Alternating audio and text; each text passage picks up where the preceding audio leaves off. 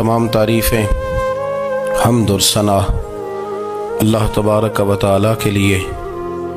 दुरूद सलाम नबी अकरम नूर मुजस्सम शफ़ी मुअज़्ज़म अहमद मुज्तबा जनाब हज़रत मुहम्मद मुस्तफ़ा सल्लल्लाहु ताला अलैहि वसल्लम की ज़ात वाला सिफ़ात के लिए हम्द सलात के बाद मुसलमान का ये अक़ीदा है कि हमारा खालिक अल्लाह है, हमारा मालिक अल्लाह, हमारा राज़िक अल्लाह। जब ये सारी चीज़ें, सारी अताएँ, सारी नेमतें अल्लाह की हैं तो फिर मुसलमान की सारी तवज्जो भी अल्लाह ही की जानिब होनी चाहिए। उसे कोशिश करनी चाहिए कि वो हर मामले में, हर मसले में, हर परेशानी में अपनी तवज्जो अपने रब करीम की जानिब मबजूल रखे। इंसान जब अपने इल्म पर भरोसा करने लगता है या अपनी अकल पर भरोसा करने लगता है या अपने ताल्लुकात पर भरोसा करने लगता है या अपनी दौलत पर, माल पर, सेहत पर, तो एक बहुत बड़े धोखे का शिकार हो जाता है। और इंसान जब इंसानों पर भरोसा करने लगता है तो फिर अल्लाह ताला उसे बाज़ौक़ात इंसानों के सुपुर्द कर देता है, इंसानों के सुपुर्द। और बहुत सारे ऐसे लोग भी होते हैं जो रब करीम को भूलते हैं और वो अपनी सारी तवज्जो इंसानों की तरफ, दुनिया की तरफ, दुनियादारों की तरफ कर लेते हैं। तो अल्लाह ताला फरमाता है फिर मैं उन्हें ये सज़ा देता हूँ कि वो मुझे भूलने निकले थे तो मैंने उन्हें उनका अपना आप भी भुला दिया, अपना आप भी। सूरह हश्र को देखिएगा, फरमाया वाला तकूनु कल्लज़ीना नसुल्लाह फ़अन्साहुम अनफुसहुम। उन लोगों की तरह न हो जाना जिन्होंने अल्लाह को भुला दिया तो अल्लाह ने फिर उन्हें उनका अपना आप भी भुला दिया। उन्हें अपनी भी होश नहीं रही, वो ऐसे मसाइल में घिर गए, वो ऐसी आजमाइशों में उलझ गए, वो ऐसी दुनियादारी के अंदर उलझे कि उन्हें अपना भी पता न चला। अब तो ढूंढता फिरता हूँ इकबाल अपने ही आप को, अब तो ढूंढता फिरता हूँ इकबाल अपने आप को, आप ही गोया मुसाफिर, आप ही मंजिल हूँ मैं। जब इंसान खुदा फरामोश होता है तो खुद फरामोश हो जाता है। हमारा बड़े ज़माने से तकिया है, कभी अमेरिका पर, कभी यूरोप पर, कभी बरतानिया पर, कभी मालदारों पर, कभी असले वालों पर। उसका नुकसान ये हुआ कि अपना कोई वजूद नहीं रहा, अपना कोई नज़रिया नहीं रहा, अपनी को सोच नहीं रही। ऐसे महसूस होता है कि कोई मंशूर नहीं, कोई दस्तूर नहीं, लगाम मुंह में है और उसका सिरा किसी के हाथ में है, वो जिधर चाहता है हमें घुमा लेता है। अल्लाह फरमाते हैं यूं ना हो जाना कि तुम रब को भुला दो और फिर तुम्हें अपना आप भी भूल जाए। उलाइका हुमुल फासिकून, फरमाया ये वो लोग हैं जो नाफरमान है अल्लाह के, ये नाफरमान है। जब ये नजरिया बन गया, जब ये जहन बन गया कि पैदा अल्लाह ने किया है, देना अल्लाह ने है, अता करने वाला अल्लाह है, नवाजने वाला अल्लाह है, तो फिर सारी तवज्जो दुनियादारों की तरफ रखना, मैं अल्लाह वालों की तरफ तवज्जो रखने का कायल हूँ, मैं वो समझता हूँ, हम उस चीज़ के कायल हैं। लेकिन वो भी कोई आस्ताना है कि जहाँ हक मुर्शद का नारा तो बड़ा लगे पर रब का नाम ही ना सुनने को मिले। ये भी कोई बात हुई कि जहाँ ये तो नारा जोर से लगे कि जीवे जीवे मुर्शद जीवे, लेकिन इस्तिगफार का दर्स ही ना मिले। जहाँ हर वक्त ये बताया जाए कि यहाँ आ गए तो बच गए, कैसे बचेंगे? मेरे रसूल पाक अलैहिस्सलाम का दरवाज़ा सबसे बड़ा दरवाज़ा है, हुजूर का दरवाज़ा सबसे बड़ा दरवाज़ा है। लेकिन मेरे दोस्तों याद रखना, नबी पाक अलैहिस्सलाम ने भी लोगों को जब रास्ता दिखाया है तो रब करीम का रास्ता दिखाया है, अल्लाह का रास्ता दिखाया, अल्लाह करीम का रास्ता दिखाया, लोगों रब की तरफ तवज्जो कराई।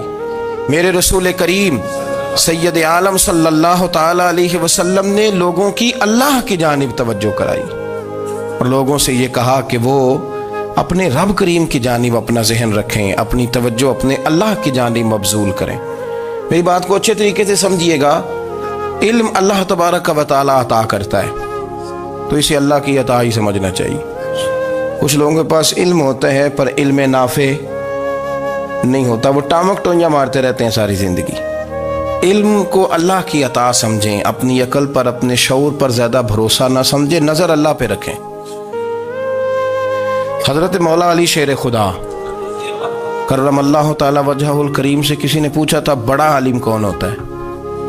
ہمارے ہاں تو اب وہ والے عالم پائے جاتے ہیں نا، اللہ ماشاءاللہ، جو ممبر پہ بیٹھتے ہیں تو دعوے ہی دعوے ہیں، ممبر پہ بیٹھتے ہیں تو دعوے ہی دعوے ہیں۔ اس طرح کے عالم ہمارے ہاں پائے جاتے ہیں، وہ ہر بات میں دعویٰ کرتے ہیں، میں یہ کر دوں گا، میں وہ کر دوں گا۔ یہ مزاج علماء کا نہیں۔ حضرت علی المرتضیٰ سے کسی نے پوچھا بڑا عالم کون ہوتا ہے؟ فرمایا بڑا عالم وہ ہوتا ہے کہ جسے مسئلے کا پتہ نہ ہو تو وہ کہہ دے مجھے نہیں پتا، میں پتہ کر کے بتاؤں گا، غلط بات بیان نہ کرے۔ امام مالک سے کسی نے کوئی مسئلہ پوچھا تو آپ فرمانے لگے مجھے اس سوال کا جواب نہیں آتا، ہمارے بزرگ سمجھاتے کیا ہے؟ وہ کہنے لگا آپ اتنے بڑے امام ہیں تو اس سوال کا جواب نہیں آتا۔ فرمانے لگے اگر مجھے ہر سوال کا جواب آتا پھر تو میں خدا ہوتا، مجھے ہر سوال کا جواب نہیں آتا، مجھے تو اتنا آتا ہے جتنا میرے رب نے مجھے عطا کر دیا ہے۔ اپنی نظر اللہ پہ رکھیں، نکل آئیں اس معمے سے باہر کہ میں کوئی بلا ہوں، مجھے بڑا پتہ ہے، میرے پاس 6 ڈگریاں ہیں، مجھے 10 جگہ پہ تدریس کا شغف حاصل ہے، اس سے نکلیں باہر۔ قرآن مجید دیکھیے گا، اللہ تعالیٰ نے ارادہ قدرت فرمایا کہ میں حضرت آدم کو بناؤں گا، پھر بنانے کے بعد فرمایا فرشتوں سجدہ کرو آدم کو، سب نے سجدہ کیا الا ابلیس ابا واستکبر وکان من الکافرین، سب نے سجدہ کیا سوائے ابلیس کے، اس نے انکار بھی کیا، تکبر بھی کیا اور کافروں میں سے ہو گیا۔ تو یہ جب اللہ تعالیٰ نے سجدہ کرایا تو کیسے کرایا؟ اللہ تبارک و تعالیٰ نے نا حضرت آدم کو علم سکھایا خود، وعلم آدم الاسماء کلہا، خود اللہ فرماتے ہیں کہ میں نے جناب آدم علیہ السلام کو تمام اشیاء کے نام سکھائے، سب اشیاء کے نام سکھائے۔ تو وہ چیزیں پھر میں نے نا، اللہ فرماتے ہیں میں نے فرشتوں پہ پیش کی، میں نے کہا کہ بتاؤ ان کے نام کیا ہے، تو فرشتوں نے جو جواب دیا ہے وہ سمجھنے والا ہے۔ اللہ نے چونکہ خود علم سکھایا تھا حضرت آدم کو، جناب آدم سکھایا تھا، لیکن فرشتوں کو نہیں سکھایا تھا۔ تو اللہ کریم نے فرمایا فرشتوں اب یہ بتاؤ ان چیزوں کے نام کیا ہیں؟ تو فرشتے کیا کہتے ہیں؟ فرشتے عرض کرتے ہیں قالوا سبحانک لا علم لنا۔ آپ کبھی یقین کریں اس چیز کی لذت لیں تو مزہ آ جائے۔ کہا قالوا سبحانک، کہنے لگے تو پاک ہے، قالوا سبحانک، کہنے لگے تو بھئی آدم علیہ السلام کو نام سکھا لیے، پھر فرشتوں کے سامنے وہ چیزیں پیش کر کے کہا ان چیزوں کے نام بتاؤ، تو فرشتے کیا کہتے ہیں؟ کہتے ہیں قالوا سبحانک، تو پاک ہے، لا علم لنا، ہمارے پاس کوئی علم نہیں، الا ما علمتنا، ہمیں تو اتنا پتہ ہے جتنا تو نے ہمیں سکھا دیا ہے، ہمیں تو اتنا پتہ ہے جتنا تو نے ہمیں، لا علم لنا، ہمارے پاس کوئی علم نہیں ہے، اتنا ہی پتہ ہے جتنا تو نے ہمیں سکھا دیا ہے، اس سے زیادہ ہمارے پاس علم۔ اور یہ کیوں تو نے ہمیں جتنا سکھایا اتنا پتہ ہے؟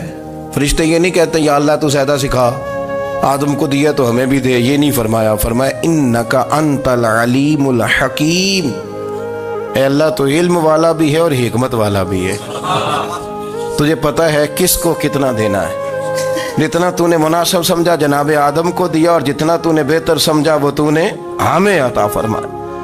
تو اگر آپ کے پاس علم ہے، کہیں نالج ہے، اس کو اللہ کی عطا سمجھیں۔ ہمارے ہاں بہت سارے لوگ بن کے بیٹھ جاتے ہیں، میں اکثر کہتا ہوں کہ پھر وہ دعوے کرتے ہیں میرے علاقے والے جاہل ہیں، میرے شہر والے جاہل ہیں، میرے خاندان والے پڑھے نہیں۔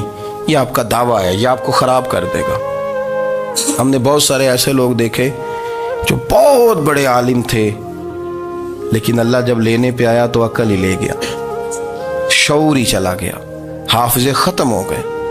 آپ دیکھتے ہیں بڑھاپے میں کچھ لوگ ایسے ہوتے ہیں کہ جن کو یہ بھی یاد نہیں رہتا کہ میرا نام کیا ہے، میں کہاں ہوں، مجھے کدھر جانا ہے۔ تو اس وقت سے اللہ کی پناہ مانگیں اور اپنی نظر اپنے رب کریم کی جانب رکھیں، اللہ کی جانب اپنی نظر کو مبذول رکھیں۔ دوسری بات، علم کے بعد ایک چیز آتی ہے جس کا نام ہے ہدایت، جس کا نام ہے تقوی، جس کا نام ہے پرہیزگاری، جس کا نام ہے عمل، عبادت، ریاضت۔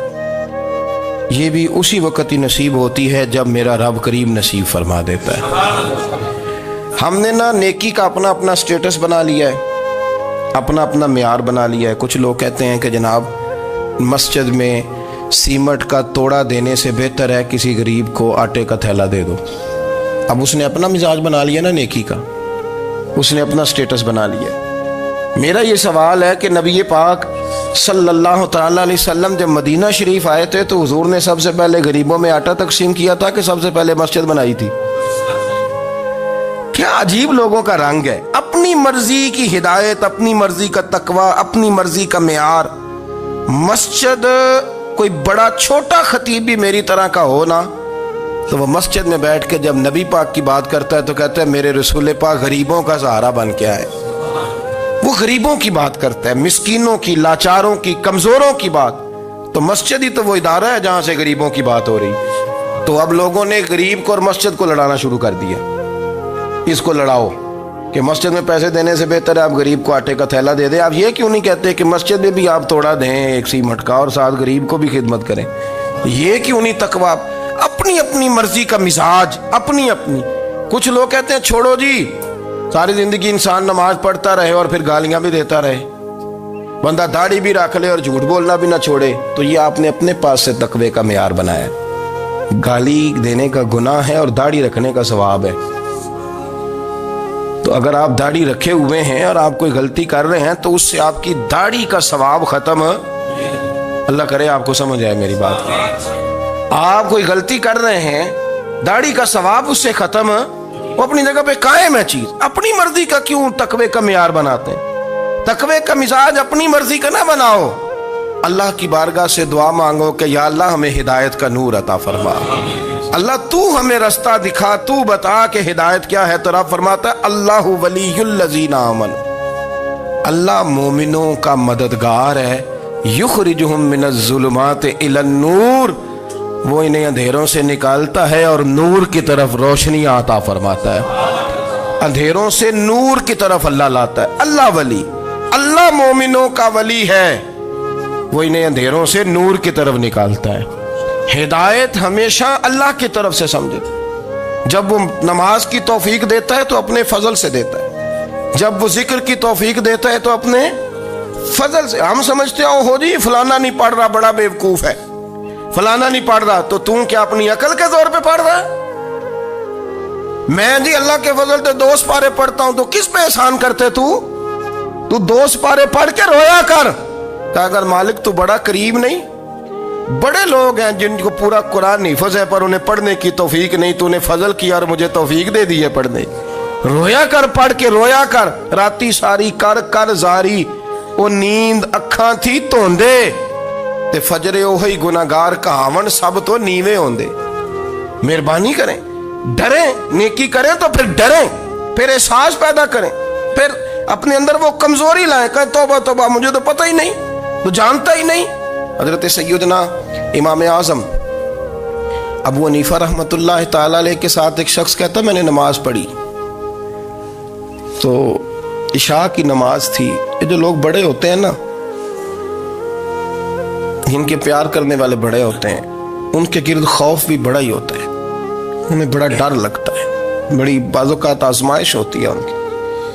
عشاء کی نماز کہتے پڑھی تو امام صاحب نے نا عشاء کی نماز میں تلاوت کی آیتیں فَمَن يَعْمَلْ مِثْقَالَ ذَرَّةٍ خَيْرًا يَرَهُ وَمَن يَعْمَلْ مِثْقَالَ ذَرَّةٍ شَرًّا يَرَهُ، فرمایا جو ذرہ برابر خیر کرے گا وہ بھی قیامت میں دیکھے گا، اور جو ذرہ برابر شر کرے گا وہ بھی قیامت میں اس شر کو دیکھے گا، اس کے سامنے آئے گا۔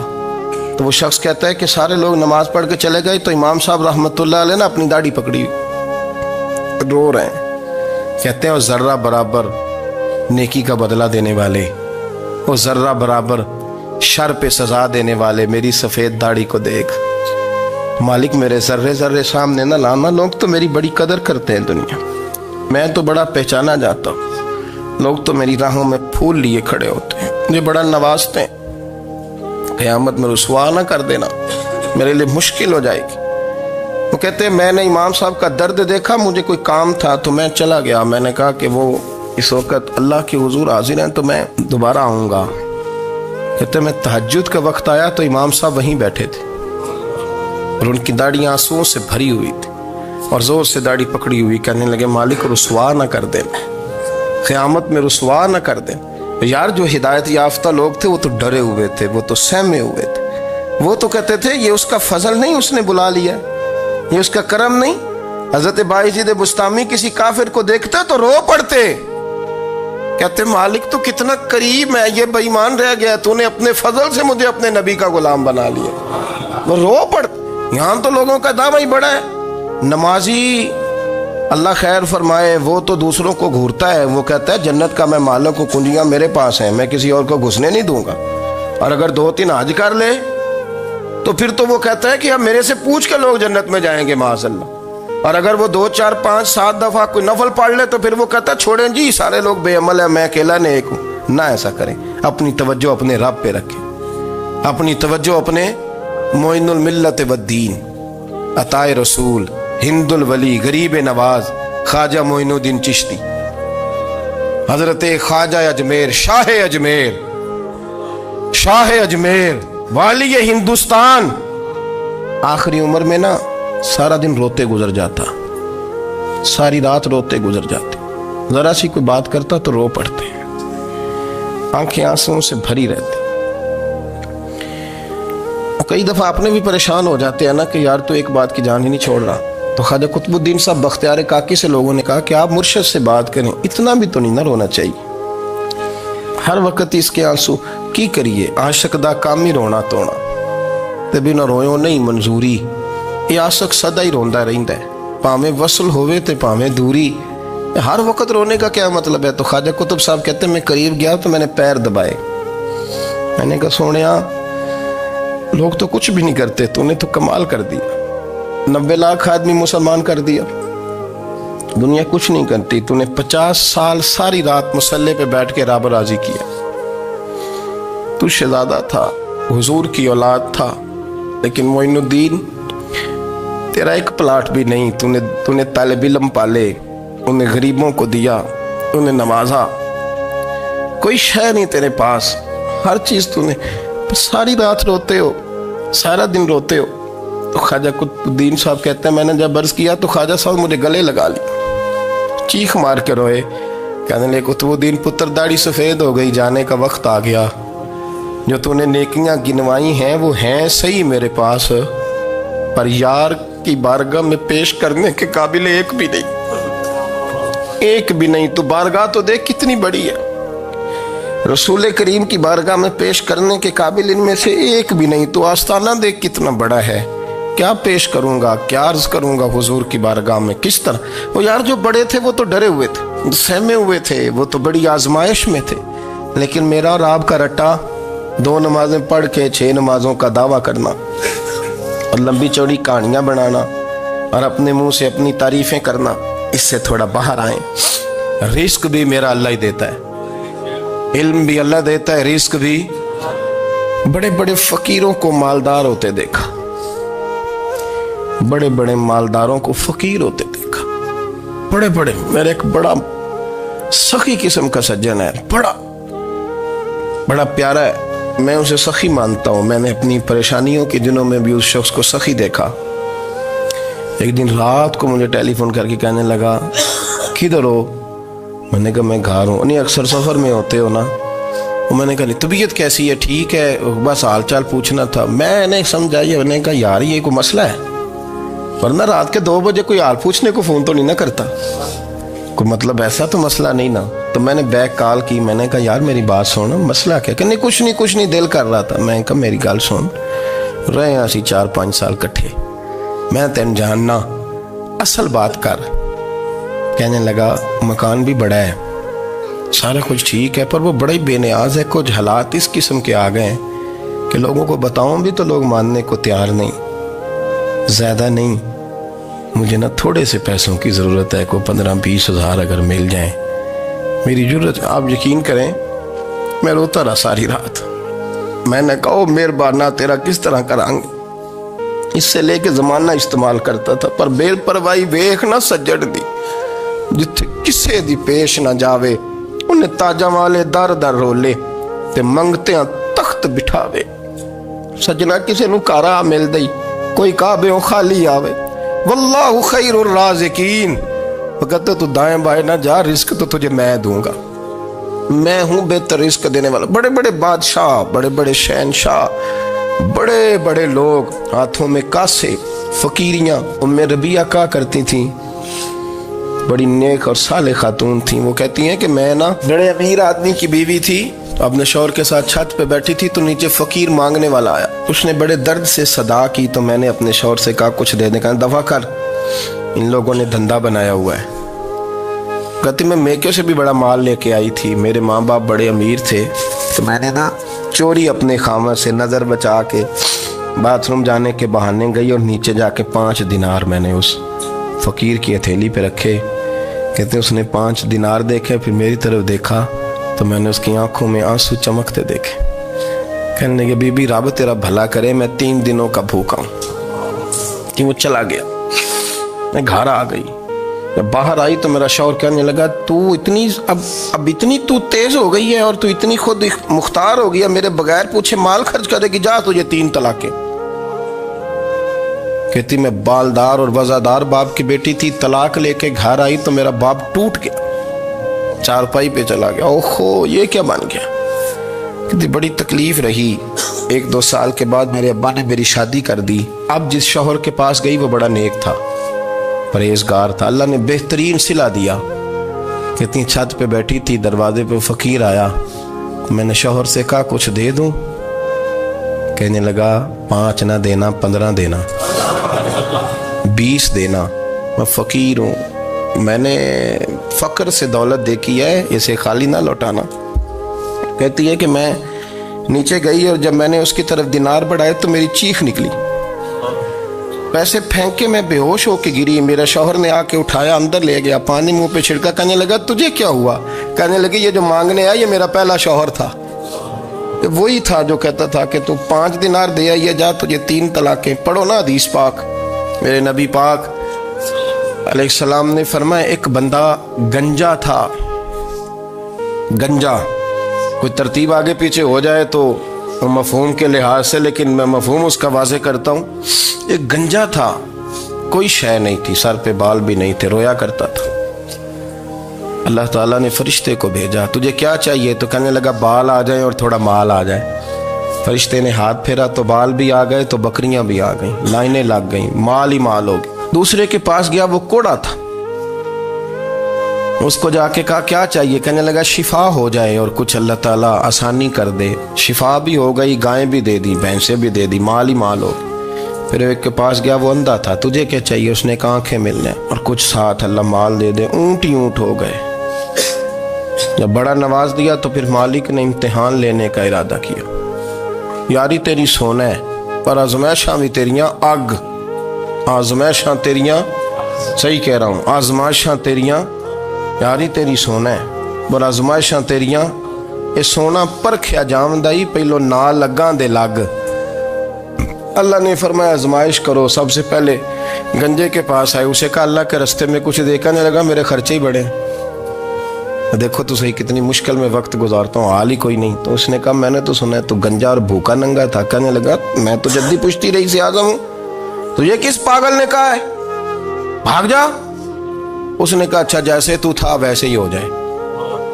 खेत खलियान उजड़ गए, फिर से गंजा हो गया।